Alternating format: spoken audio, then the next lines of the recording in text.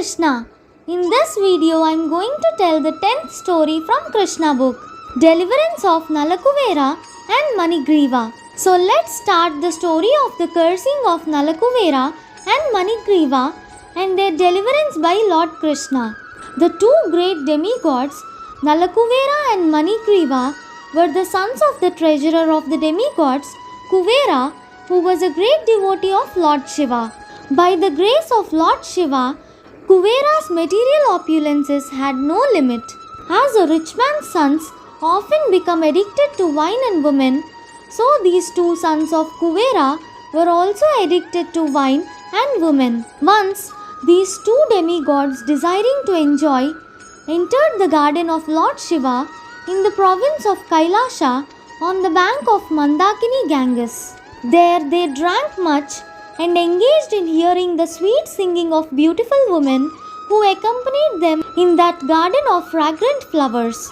In an intoxicated condition, they both entered the water of the Ganges, which was full with lotus flowers, and there they began to enjoy the company of the young girls. While they were thus enjoying themselves in the water, all of a sudden Narada, the great sage, happened to pass that way. He could understand that the demigods Nalakūvara and Maṇigrīva were too intoxicated and could not even see that he was passing. The young girls, however, were not so intoxicated as the demigods, and they at once became ashamed and began to cover themselves. The two demigod sons of Kūvara were so intoxicated that they could not appreciate the presence of the sage Narada, and therefore they did not cover their bodies. On seeing the two demigods so degraded by intoxication, Narada desired their welfare, and therefore he exhibited his causeless mercy upon them by cursing them. Because the great sage was compassionate upon them, he wanted to finish their false enjoyment of intoxication and association with young girls, and wanted them to see Lord Kṛṣṇa eye to eye. He conceived of cursing them as follows. He said that the attraction for material enjoyment is due to an increase of the mode of passion.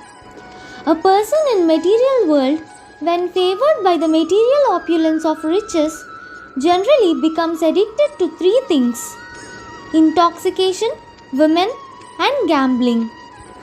When a man is infatuated with the false prestige of opulence, he does not care for any moral instruction but indulges in wine, women, and animal killing. As such, the great sage Narada considered that because the demigods Nalakūvara and Maṇigrīva were so infatuated by false prestige, they should be put into a condition of life devoid of opulence.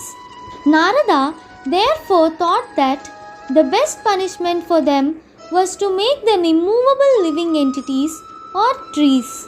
Trees are by nature's law immovable.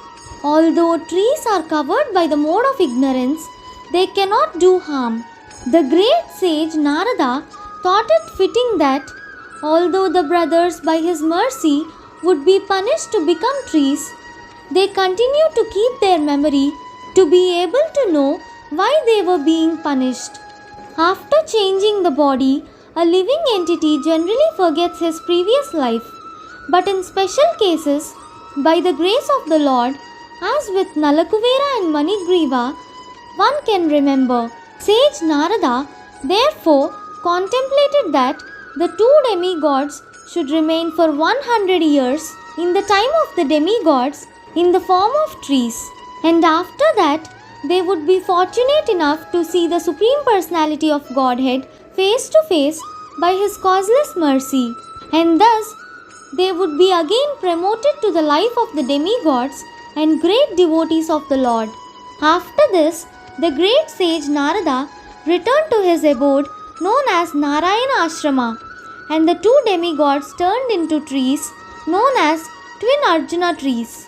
The two demigods were given a chance to grow in Nanda's courtyard and see Lord Kṛṣṇa face to face. Although the child Kṛṣṇa was bound up to the wooden mortar, he began to proceed towards the growing trees in order to fulfill the prophecy of his great devotee Narada. Lord Kṛṣṇa knew that Narada was his great devotee and that the trees standing before him as twin Arjuna trees were actually the sons of Kuvera. I must now fulfill the words of my great devotee Narada, he thought. Then he began to proceed through the passage of the two trees. Although he was able to pass through the passage, the large wooden mortar stuck horizontally between the trees. Taking advantage of this, Lord Kṛṣṇa began to pull the rope which was tied to the mortar. As soon as he pulled with great strength, the two trees, with all branches and limbs, fell down immediately with a great sound. Out of the broken, fallen trees came two great personalities, shining like blazing fire. All sides became illuminated and beautiful by their presence. The two purified bodies immediately came before Chail Kṛṣṇa and bowed down to offer their respects and prayers in the following words. Dear Lord Kṛṣṇa, you are the original personality of Godhead, master of all mystic powers. You are the eternal God, Lord Vishnu, who is all-pervading, the principal controller of everything. O Lord, O source of all fortune and goodness, we offer our respectful obeisances unto you. You are the all-pervading Supreme Personality of Godhead, the source of peace and the Supreme Person in the dynasty of King Yadu. O Lord, our father known as Kuvera, the demigod, is your servant. Similarly, the great sage Narada is also your servitor, and by their grace only we have been able to see you personally. We therefore pray that we may always be engaged in your transcendental loving service by speaking only about your glories and hearing about your transcendental activities. May our minds always be concentrated at your lotus feet and our heads always bowed down before the all-pervading universal form of your lordship.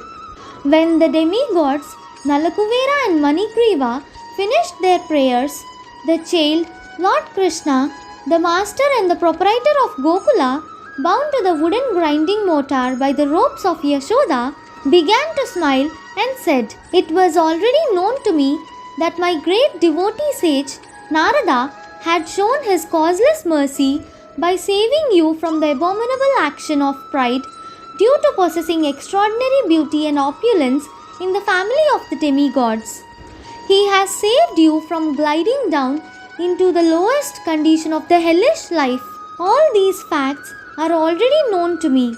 You are very fortunate because you were not only cursed by him, but you had the great opportunity to see him. Therefore, O Nalakūvara and Maṇigrīva, your lives have now become successful because you have developed ecstatic love for me.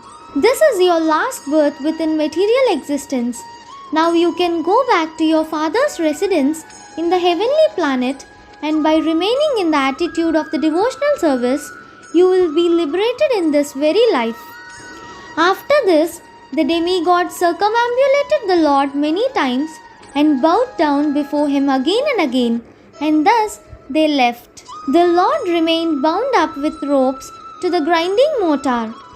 Thus ends the Bhaktivedanta purport of the 10th chapter of Kṛṣṇa, Deliverance of Nalakūvara and Maṇigrīva.